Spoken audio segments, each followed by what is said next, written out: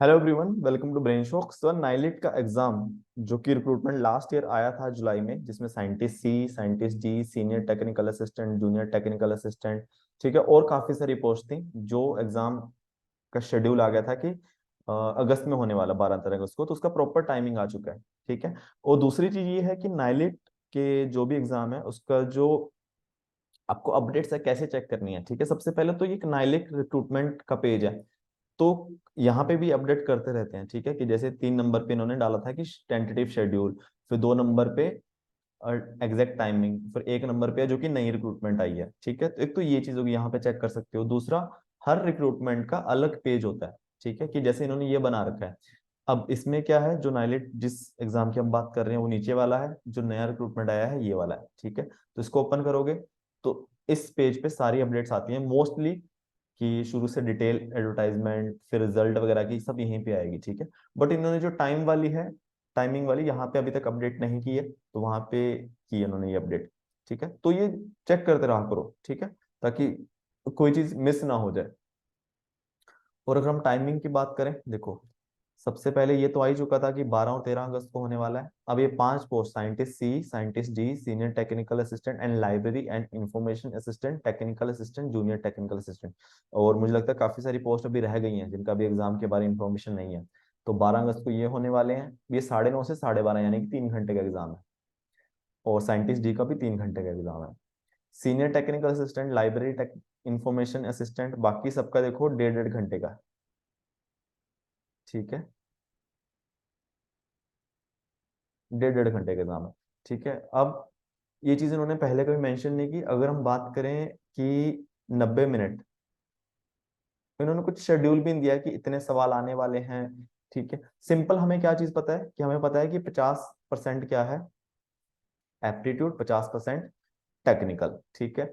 एक चीज और इम्पोर्टेंट है कि जो इन्होंने एडवर्टाइजमेंट में मेंशन किया था कि passing percent for the written exam will be 50% for candidates following under general category, 45 for candidate under reserve category.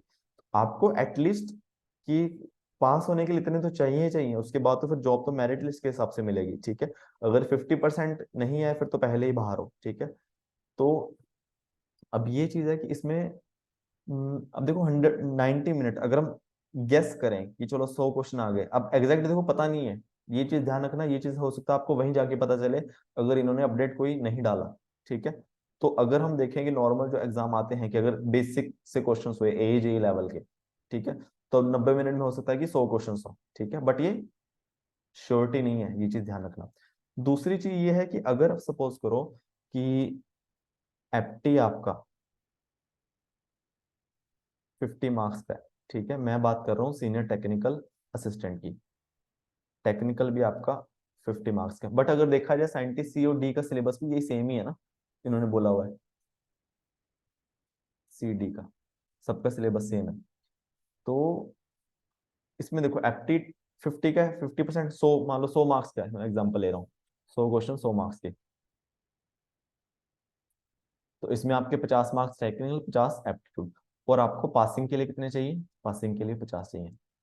तो अगर मैं टेक्निकल किस एग्जाम के सिलेबस की बात करूं, अब इसमें ईसी प्लस सीएससी दोनों की मिक्स पोस्ट है। एग्जाम भी इन्होंने, सिलेबस भी इन्होंने मिक्स दिया हुआ है। ठीक है। तो इसीलिए अगर सपोज करो ईसी के लिए सीएससी वालों का सिलेबस मुश्किल है, दूसरी ब्रांच आ गई, ठीक है, नहीं कर सकते हैं 2 ब्रांचेस का सिलेबस। सीएससी वाले के लिए ईसी का मुश्किल है। और ईसी में भी अगर देखा जाए, गेट के अलावा ही बहुत सारे ऐसे टॉपिक हैं अजीब से, जो हम नॉर्मल एग्जाम में नहीं पढ़ते हैं।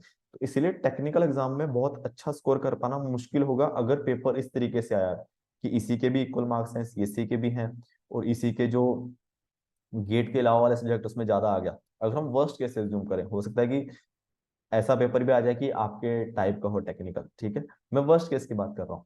तो अगर ऐसा हुआ कि टेक्निकल में 50 में से 10 20 ही आ पा रहे हैं, इतने, इससे ज्यादा कुछ आता ही नहीं है, तो फिर मैक्सिमम आपको एप्टीट्यूड से ही खींचना पड़ेगा। ये बहुत अच्छा होना चाहिए। ठीक है।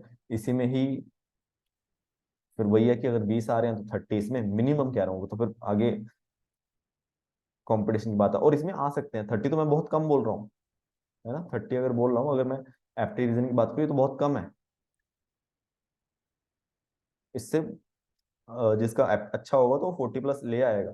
ठीक है, तो आपको एप्टीट्यूड में ही बहुत ज्यादा मेहनत करने की जरूरत है, अगर आप टेक्निकल एक्स्ट्रा चीजें बहुत ज्यादा नहीं पढ़ रहे हो।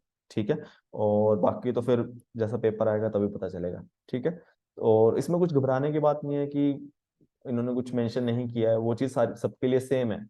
ठीक है, थोड़ा ओपन माइंड से जाओ पेपर देने, वहां जाके जब पेपर आए आपके पास 5 से 10 मिनट अच्छे से उसको देखो। ठीक है, कि कितने क्वेश्चंस है, क्या वेटेज है, एफटी कितनी है, टेक्निकल कितनी है, 50-50 होंगे वैसे लिखा हुआ है इन्होंने, कितने मार्क्स का है, नेगेटिव मार्किंग क्या है। तो 5-10 मिनट वहां पे आराम से दो, चीजों को समझो, अटेम्प्ट करो फिर अच्छे से।